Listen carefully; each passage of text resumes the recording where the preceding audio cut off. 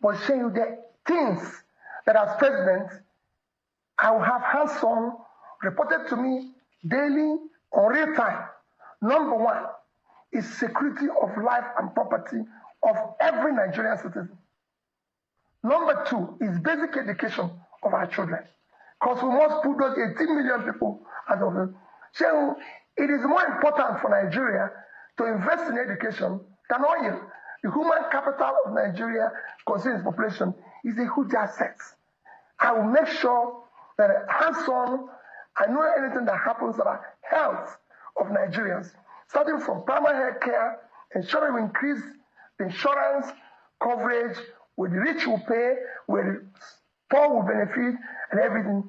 So I will make sure that I know real time what happens with agricultural products, which will drive the foundation of our manufacturing. I want to know what power we are generating daily and distributed daily. As president of Nigeria, I'll bring civility and order in governance. I'll govern with the Constitution of Nigeria. I will respect the Constitution of Nigeria. I will govern within the laws. The government will obey the laws. I will do appointment by federal character. I will appoint competent persons with capacity and compassion for good of Nigeria. People that are worthy of emulation. So I'm not going to be Minister of Petroleum like it's been.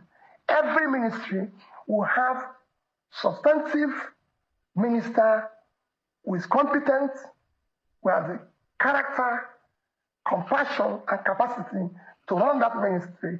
And this interview between Peter Obi and Arise and Channels Television, Peter Obi clarifies many misconceptions surrounding his partnership with coalition. He mentioned what he intends to do if voted in power, or if he governs or rules for the 4 years he says he wants to rule and set the pace. I would like you to listen to these.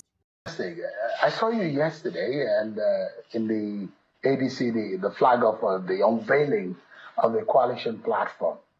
How did that come? Well, you can see what we said. The coalition just adopted a party for 2027. So we're trying to work together. The opposition are trying to come together to work together for the sake of Nigeria. So what does this then mean? Does it mean that you are an ADC member or a Labour Party member? Today, I'm a Labour Party member, and I remain in Labour Party. But we have all agreed to work in coalition for 2027 election. And for that, we've just adopted ADC. Going on, other parties, other individuals are going to still come in. But it's just like an unveiling, like you used it before, an adoption, which will still go into bringing other people together under the same umbrella and saying, we want better governance for this country. We want to see more competent government with the capacity and character to do the right things. So at some point you are going to leave Labour Party, is that it?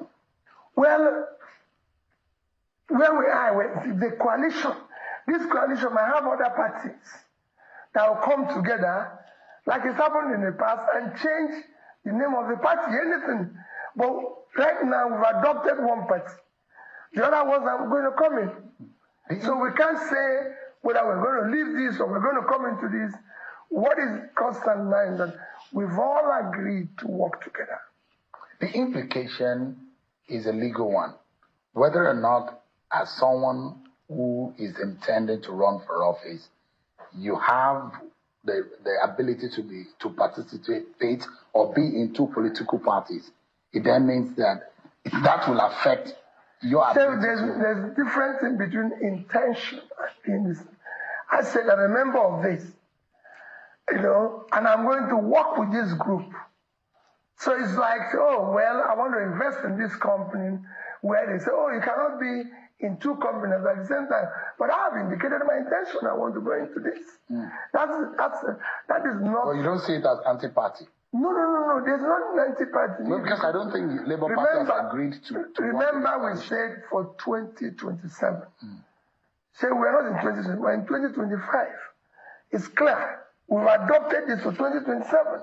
So if I say I'm going to this, that doesn't say, oh, well, listen, I want to be sharing, I want to be able to be part of your dinner in the evening. That doesn't mean I should abandon my breakfast and lunch because I intended to come and eat your dinner. No, we're going there. So we're going to go together. We are not abandoning where we are. At some stage, when that happens, you know. So you are thinking of being a running mate to Atiku. Is that the case right now? That's your intention? Again, Shehu, this is not in play. Nobody have ever discussed that. You know what I'm asking? People assume so many things. Nobody have ever discussed with me whether I'm going to be A or B or C. Shehu, I'm going to contest for the President of the Federal Republic of Nigeria. And I believe I'm qualified for it. You know the reason why I'm asking this? The coalition has been touted as Atiku-led coalition. And there are those who think that organization of coming together, that marriage is for an Atiku platform to run. People just assume anything in this country. And I don't believe in assumption. I don't live with it. I'm part of a coalition which will be able to produce a competent president with the capacity, compassion to save this country. And you look at the assemblage in that room. Some have described them as geriatrics who are old and done politically, who have been former this, former that. And this is Peter Obi, and your reputation, you know what your reputation is with the Nigerian people. There are those who think that Peter Obi stands for a ray of hope, a beacon of hope for a lot of young Nigerians. And your association with some of those who have been described as spent, former this, former that. You don't think that there's a problem, that it's a contradiction? So,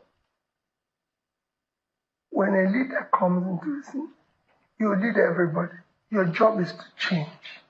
You change the old, you change the young. You don't just say, oh, my job as a leader is to change those who are not even, and if you look at it, it's about everywhere in the world. Those who brought out change everybody. Even for those of us, I'm sure it's in Islam, it's within the Quran, it's in the Bible, that those who actually, like Paul, who was previously Saul, who actually wrote everything, was one of those who were major persecutors of Jesus Christ and his sin. But God changed. They want good governance. So like a Messiah, that's what you want to be? Whatever you call it. A political Messiah. It's not for me to say, oh, this one is bad, this one is good. No. It is for everybody to come together and show that you can do things better. Is it not contradictory, though? There are those who say some of them had planned to sustain military rule in Nigeria. Some of them had run severally in the government that Nigerians thought that had failed. And you say you want to reform Nigeria. Is it not contradictory? In fact, you need some who has been in bad government. Their experience is critical. I can tell you one of the major companies in the world hired 2 people who have worked in several failed companies because they can tell you what happened, why they failed. You need the experience of those who have failed and those who have succeeded to move on. And I need everybody. You need everybody. It is a critical experience because they know what can fail a system. And they know what was wrong with the system. So you need everybody. So if you want to serve, you must serve everybody. In all of this, the ultimate goal and agenda is to ensure that 2027, this government and this party, APC, led by President Tinubu, is swept out of prominence. That's the agenda, isn't it? Yes. And by all means, you are going to pursue it. We're not going to do it by all means. We're going to do it by all lawful means to make sure, because we see the failure. We've seen the incompetence of the government. We've seen they don't have the capacity to do the job. So you just have to do for the sake of our children. If this option, one of the options is for you to be a running mate, you will still keep it? There's no option here, Seru. We're not talking about options. Obi has to be on the ballot. Well, the rest is for Nigerians to decide. Let me ask you, is there anything specifically that has been happening in Nigeria since the 2023 elections that has strengthened your resolve to want to run again in 2027? Seru, you could see it everywhere. We have an incompetent government. Seru, as president of Nigeria, I'll bring civility and order in governance. I'll govern with the Constitution of Nigeria. I will respect the Constitution of Nigeria. I will govern within the laws. The government will obey the laws. I will do appointment by federal character. I will appoint competent persons with capacity and compassion for good of Nigeria. People that are worthy of emulation. So I'm not going to be Minister of Petroleum, like it's been. Every ministry will have substantive minister who is competent, who has the character, compassion, and capacity to run that ministry, but show you the things that as president, I will have hands-on reported to me daily on real time. Number one is security of life and property of every Nigerian citizen. Number two is basic education of our children. Because we must put those 18 million people as of them. So it is more important for Nigeria to invest in education than oil. The human capital of Nigeria, considering its population, is a huge asset. I will make sure that hands-on, I know anything that happens about health of Nigerians, starting from primary health care, ensuring we increase the insurance coverage, where the rich will pay, where the poor will benefit, and everything. So I will make sure that I know real time what happens with agricultural products, which will drive the foundation of our manufacturing. I want to know what power we are generating daily and distributed daily. And I want to look at the SMEs, the manufacturing, to ensure that they are properly supported with adequate interest rates. And I'd like to go into details of some of the crucial areas, because you campaigned in 2023, and there are those who say, well, all of the things that this government said they would do are the things that Peter Obi also said he was going to do. And I'll come to those things in a bit. But all of these things you mentioned, you said you're going to do only in one single term of 4 years. 4 years is just to know what is happening to them daily. And you're not going to solve them overnight. So you don't want to spend more than 4 years as president? Completely be elected. That's it. I mean, so you can actually do all of it. You can actually. Nobody expects 100% result.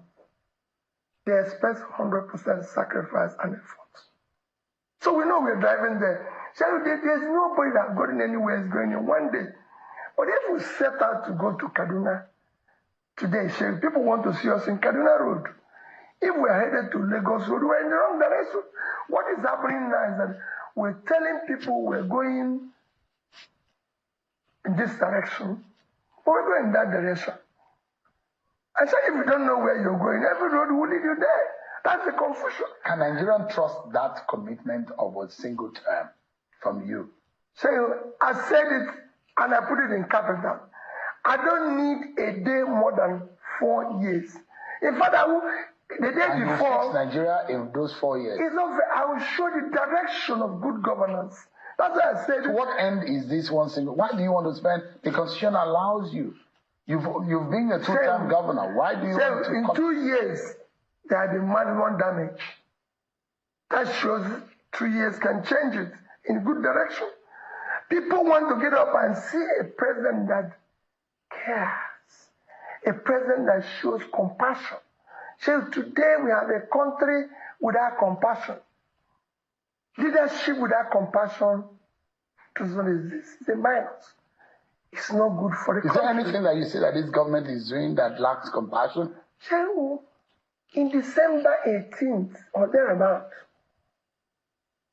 several children died in a battle. I think it was December 18th. On the 19th, the president from Nigeria flew from Abuja to Lagos for Christmas holidays. Saying, I will not do it. I'll go to Ibadan. I will go and look for their parents and cry with them. The president I will show them. If the president went to Benue. No, listen, no, 1 minute, 1 minute. Well, there was no compassion in that. People lost their children. People lost their children that will lead this country tomorrow. He didn't do that. He went for Christmas holiday. In Benue, he was not there for days. So I will go the first day. And when he got there, he said he couldn't visit the community because of bad road. So he has not gone to Niger State, where we lost over 200, and now they said it's 600 that they're still missing, and it's presumed dead. So it's only about 15 minutes flight from Abuja to Niger. There's no compassion. So I watched our president, top government officials in this capital of Abuja commissioning bus stations where we lost 20-something soldiers in Niger. So it will not happen. Is commissioning road more important than our soldiers that are dying?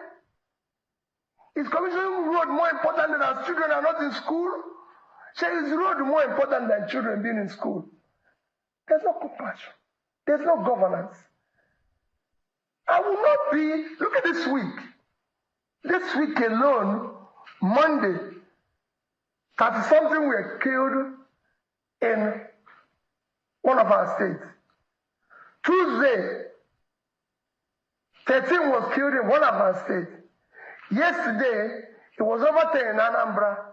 This morning, it's over 13 in Sokoto.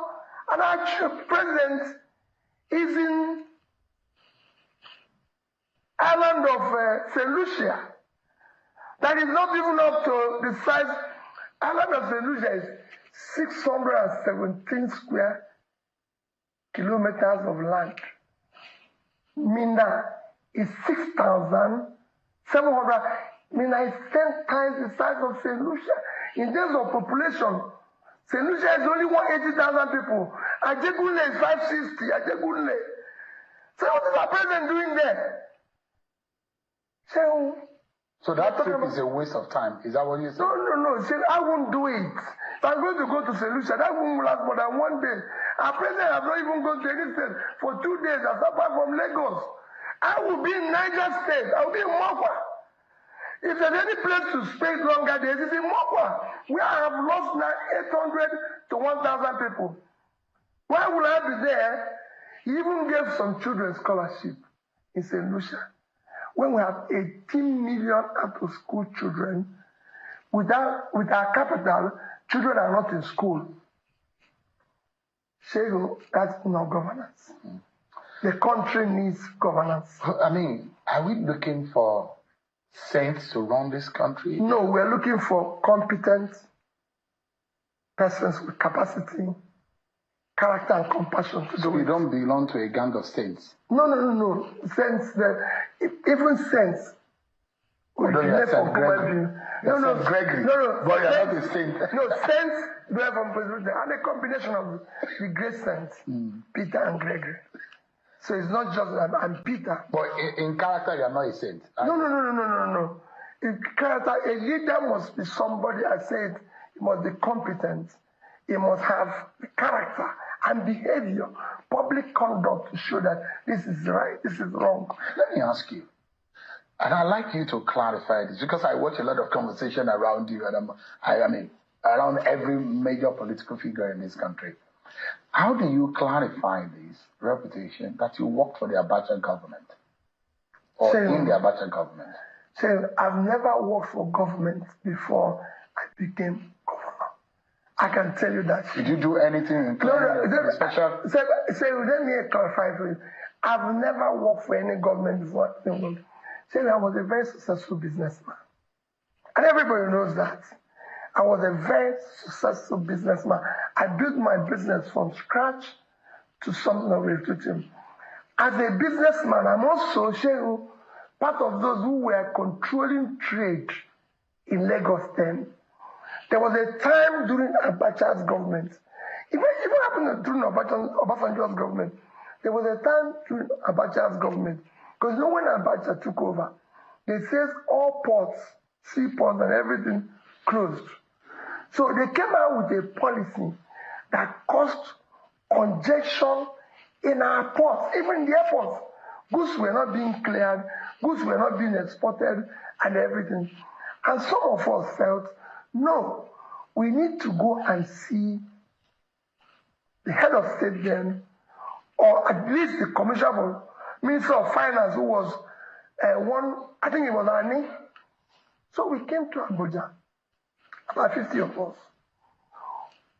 We had an audience with the Minister of Finance and the President and the head of state then, and we were able to elucidate the problem we're facing. The President then directed the Finance Minister that he should take some of us who are the leaders, should just form a committee to decongest all the ports in Nigeria. And there were about 10 or 20 ports.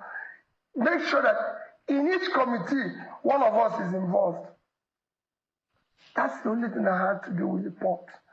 And then when we finished, which lasted maybe 2 weeks, 3 weeks, they said, it is now time to probe and reorganize the port, because I had written in one of my comments that Nigerian Port Authority is the only port I know in the world that have an office outside its country of operation. And coupled that they've seen whether they said, you become a member of the panel.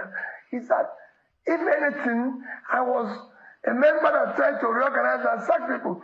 Saying he has nothing to do with working government. I've never met Abacha. I don't know him. I'm not in the military. Saying everything I've done in my life is in the public space. Reno, Mokere, and Daddy Freeze, I hope you guys have heard from the horse's man what P2B did during Abacha's tenure, because there have been this allegation going on that this Abacha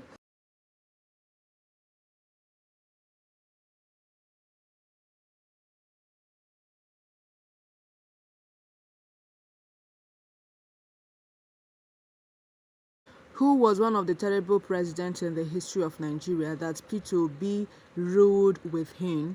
But you now heard that P2B was never part of his government. Rather, he saw a need that needs to be tackled and nobody was tackling it. And he summoned courage with those that he was pioneering trade in Lagos with to go and meet the president, and afterwards the result is that they should go and do what they want the government to do, and they actually succeeded. They did it within 2 to 3 weeks. They achieved the aim. This is one of the reasons you should know that P2B is who he says he is. He is a talk and do person. If he says he will do any work, that work he will do. If at this point you've not made up your mind to vote for P2B in the coming election, you should know by this time that you are an enemy of Nigeria. In fact, you are my enemy. You are an enemy of Nigerian children that are out of school now because of bad governance.